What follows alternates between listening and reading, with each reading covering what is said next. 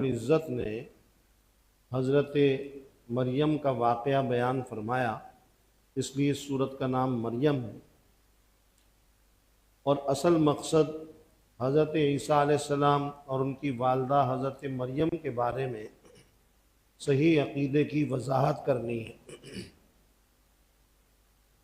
چونکہ نبوت کے 5ویں سال بہت سے صحابہ نے مشرکین مکہ کے ظلم و ستم سے تنگ آ کر حبشے کی طرف ہجرت کرنی شروع کی۔ حبشے میں جو رہنے والے تھے وہ سارے عیسائی تھے، وہاں کا بادشاہ نجاشی بھی عیسائی تھا، اس لیے ضروری تھا کہ مسلمانوں کو ان حضرات کے عقائد سے صحیح طرح واقفیت ہو جائے۔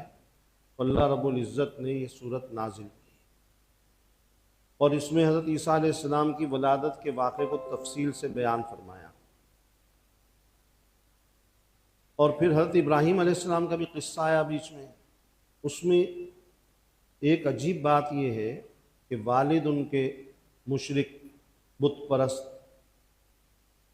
اور اپنے بت پرست مشرک والد کو وہ نصیحت جو کر رہے ہیں ابراہیم علیہ السلام، تو جو بھی جملہ شروع کر رہے ہیں اس کے شروع میں آ رہا ہے یا ابتی یا ابتی یا ابتی۔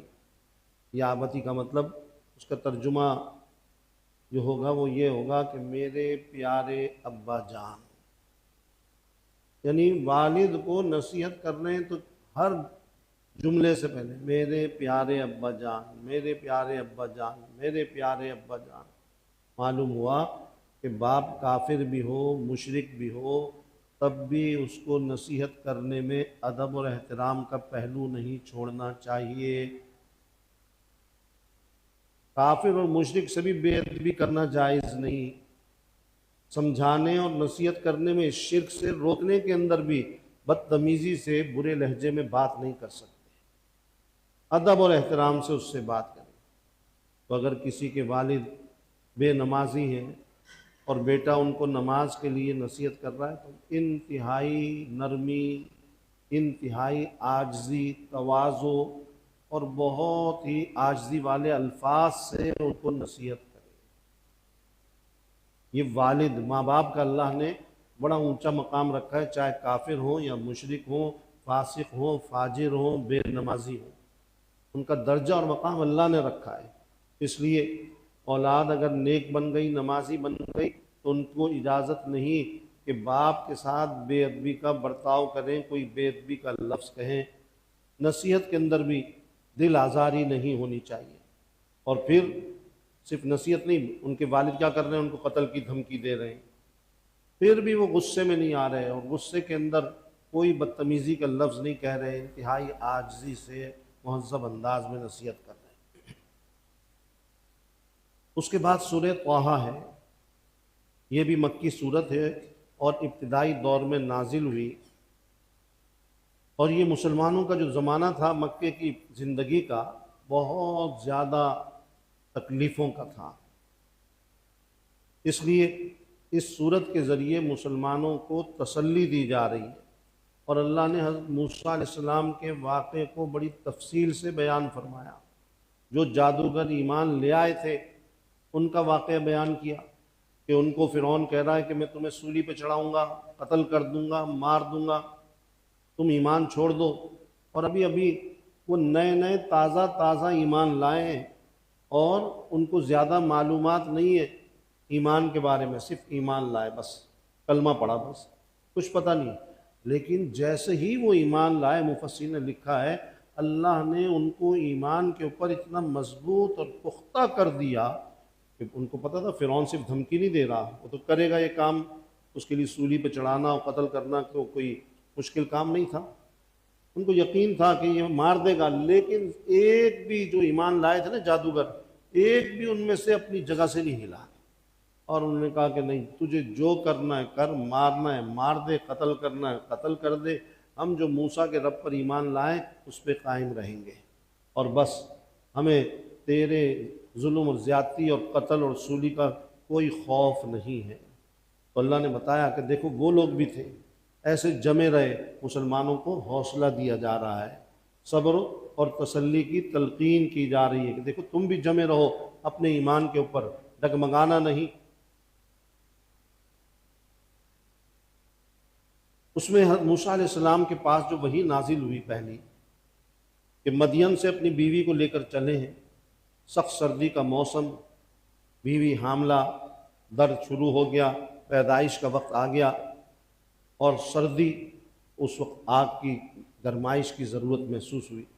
آگ کی تلاش میں نکلے، کوہ طور پہ پہنچے تو دیکھا کہ ایک بڑی آگ۔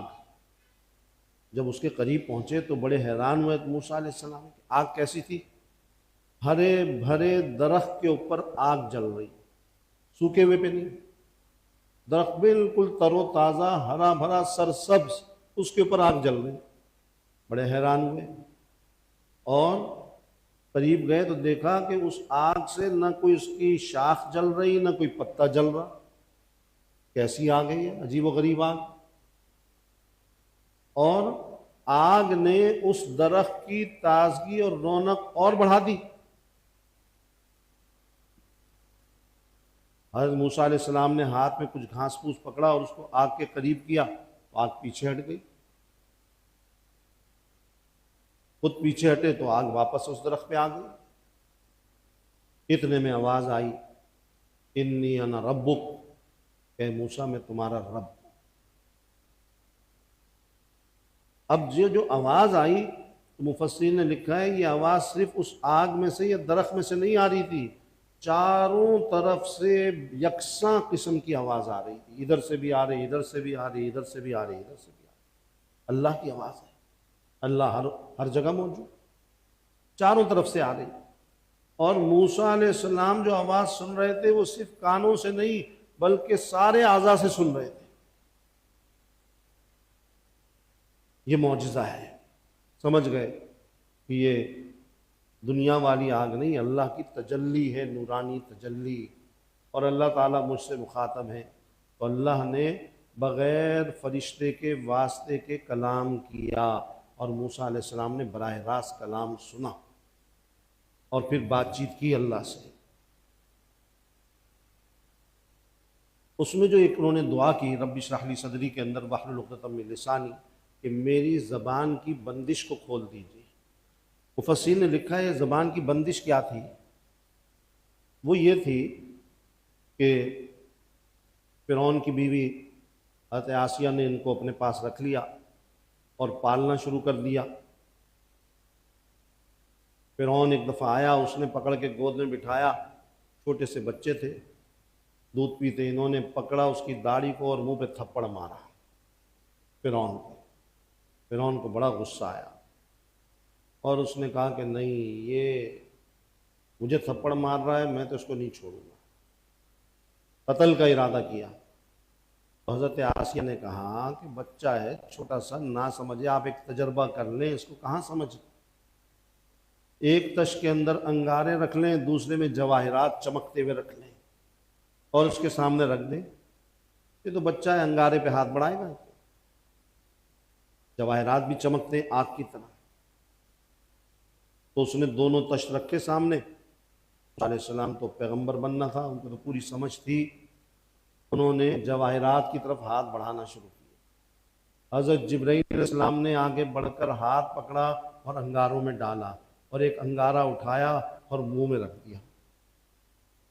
اس میں جو زبان پہ وہ انگارہ لگا تو تکلیف پیدا ہو گئی، تھوڑا سا معمولی سا لکنت کا اثر تھا، اس لیے کہا کہ میری زبان کی بندش کو کھول دیجیے، اور اللہ رب العزت نے اس اثر کو بھی ختم کر دیا تھا۔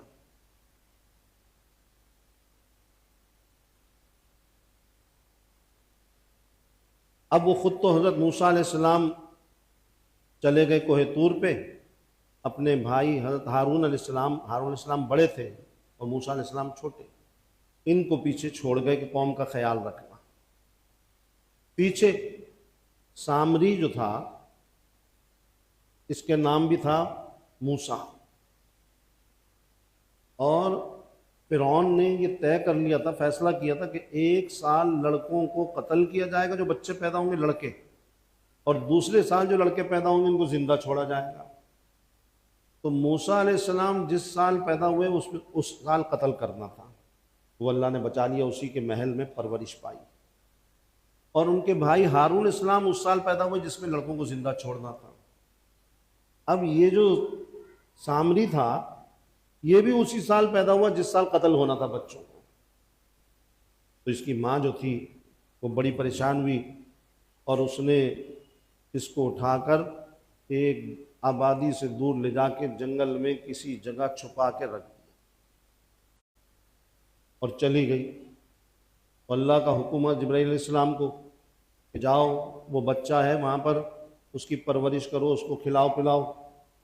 تو ایک انگلی پر لکھا ہے شہد، ایک پہ مکھن اور دودھ اور مختلف چیزیں وہ لے کے آتے اس بچے کو چٹاتے تھے۔ حضرت جبرائیل علیہ السلام پرورش کر رہے ہیں اس سامری کی جس کا نام موسیٰ ہے۔ تو شاعر نے عربی میں کہا کہ موسیٰ الذی رباہ جبرائیل کافر و موسیٰ الذی رباہ فرعون مرسل، کہ وہ موسیٰ جس کی پرورش جبرائیل علیہ السلام نے کی وہ تو کافر ہو گیا، اور وہ موسیٰ جس کی پرورش فرعون نے کی وہ پیغمبر بن گیا۔ تو یہ بڑا شیطانی ذہن کا تھا سامری۔ حضرت جبرائیل علیہ السلام جب موسیٰ علیہ السلام کے پاس ایک دفعہ آئے، اس نے دیکھا کہ ان کے قدم جہاں پڑتے ہیں وہاں پر زمین میں سبزہ اگاتا ہے۔ وہ سمجھ گیا کہ ان کے قدموں کے نیچے جو مٹی ہوگی نا یہ بڑی خاص قسم کی مٹی ہے، اس میں حیات ہے، حیات، زندگی۔ اس نے وہ مٹی اٹھا کے رکھ لی اور پھر اس نے پوری قوم سے، فرعون کے قوم سے لے کر سونا زیور اس کو پگھلا دیا تھا، اس نے وہ اٹھایا اور اس سے جو ایک بچھڑا بنایا اور بچھڑا بنا کر وہ مٹی بابرکت ان کے قدموں کی اس کے اندر ڈال دی، جس سے اس بچھڑے میں سے آواز آنے لگی۔ بس جو آواز آنے لگی تو اس نے قوم کو کہا کہ کہاں تم کس چکر میں پڑ گئے، کون سا خدا، کیسا خدا؟ ارے خدا تو یہ ہے، نعوذ باللہ، دیکھو اس میں سے آواز آ رہی ہے۔ اور قوم کو بہکایا اور قوم کے کافی لوگ، ہزاروں لوگ اس بچڑے کی پرستش میں لگ گئے۔ آپ اندازہ لگائیے کہ اللہ نے قرآن میں بھی کہا وَأُشْرِبُوا فِي قُلُوبِهِمُ الْعِجْلَ بِكُفْرِهِمْ، کہ اللہ نے ان بنی اسرائیل کی رگ و پے میں بچھڑے کی محبت سرایت کر دی، اور یہی بچھڑے کی گاؤ ماتا ہندوؤں کے اندر ہے۔ وہ بھی تو گائے کی پوجا کرتے ہیں، گائے کو خدا کہتے ہیں، آپ کو پتہ ہے نا، پیشاب بھی پیتے ہیں اس کا، مقدس سمجھتے ہیں، بہت ہی پاکیزہ اور مقدس چیز ہے۔ تو یہ دونوں کے تانے بانے آپس میں ملتے ہیں، ہندوؤں کے اور یہودیوں کے، یاد رکھیے گا کہ ان کے اندر بھی گائے کی پوجا کے جراثیم ہیں اور یہ لوگ بھی گائے کی پوجا کرتے ہیں۔ اور جیسے موسیٰ علیہ السلام گئے قوم اس کی پوجا میں لگ گئی، اور پھر اس کے بعد وہ آئے اور اللہ کے حکم سے سامری کو قتل کیا اور اس بچھڑے کو سارے کو پگھلایا، دوبارہ ختم کر دیا، ہاتھوں کا تھا۔ اور پھر اس کے بعد قتل تو بعد میں ہوا، وہ اللہ نے پہلے ایک سزا اس کے اوپر مقرر کر دی کہ جو آتا اس کو ہاتھ لگاتا وہ خطرناک بیماری میں مبتلا ہوتا، اور اس کے ہاتھ لگانے سے سامری کو بھی بہت خطرناک بیماری ہو جاتا۔ تو جو آتا دور سے پکارتا تھا لا مساس لا مساس، ہاتھ نہیں لگانا، مجھے ہاتھ نہیں لگانا، ہاتھ نہیں ملانا۔ تو اللہ نے پہلے یہ عذاب دنیا میں بھیجا، پھر بعد میں اس کو قتل کر دیا گیا تھا۔ تو سامری نے قوم کو گمراہ کیا، لیکن ان کے اندر وہ جراثیم، وہ مادہ ہے بچھڑے کی پوجا کا، اور ایک نہیں بہت ساری چیزوں کے اندر، یاد رکھیے یہود اور ہنود یہ آپس میں مذہبی اور اپنے ملی اور دینی اعتبار سے بھائی بھائی ہیں۔ ایک چیز میں نہیں، بہت ساری چیزوں میں، بہت ساری چیزوں میں ان کے اندر حد مشترک ہے، بہت ساری چیزوں میں ملاپ ہیں، ملتے ہیں اندر سے، اس لیے ان کا بڑا جوڑ ہے۔ اور یہ آج بھی اسرائیل اور ہندوستان کا بڑا گٹھ جوڑ ہے، چاہے کسی کو پتہ ہو نہ ہو، کوئی مانے نہ مانے، یہ حقیقت ہے کہ ان کا گٹھ جوڑ ہے۔ یہ ہو ہی نہیں سکتا کہ یہود اور ہندو یہ ایک نہ ہو، یہ اندر سے ایک ہوتے ہیں۔ جہاں بھی ہوں گے ہمیشہ یاد رکھیے ہندو مسلمانوں کا دشمن ہوگا۔ بات ہو رہی ہے دیکھیے اکثریت کی، چند ایک ہندو اچھے بھی ہوتے ہیں، مخلص بھی ہوتے ہیں، حق پسند بھی ہوتے ہیں، اعتدال پسند بھی ہوتے ہیں، اسلام کی تعریف بھی کرتے ہیں، پیغمبر کی تعریف بھی کرتے ہیں، ایسے آج بھی ہیں، پہلے بھی تھے۔ وہ تھوڑے لوگ ہیں، بات اقلیت کی نہیں ہوتی، بات اکثریت کی ہوتی ہے۔ چند لوگ تو ان میں اچھے ہیں، لیکن اکثریت جو ہے ان میں، چاہے وہ سیاستدان ہوں، چاہے حکمران ہوں، صنعت کار ہوں، عام آدمی ہوں، وہ مسلمانوں سے بغض رکھتے ہیں اور اسلام سے بغض رکھتے ہیں۔ اور یہی حال یہودیوں کا ہے کہ یہ دونوں مسلمانوں کے سب سے بدترین دشمن ہیں، یہودی بھی بدترین دشمن اور ہندو بھی بدترین دشمن۔ جو یہ سمجھتا ہے کہ نہیں جی ہندو بہت اچھے ہوتے ہیں، عمومی طور پر اکثریتی طور پہ، وہ غلط فہمی کا شکار ہے، بہت بڑے دھوکے کا شکار ہے۔ کچھ لوگ اچھے ہیں، کچھ لوگوں کی بات نہیں ہو رہی، بات اکثریت کی ہو رہی ہے۔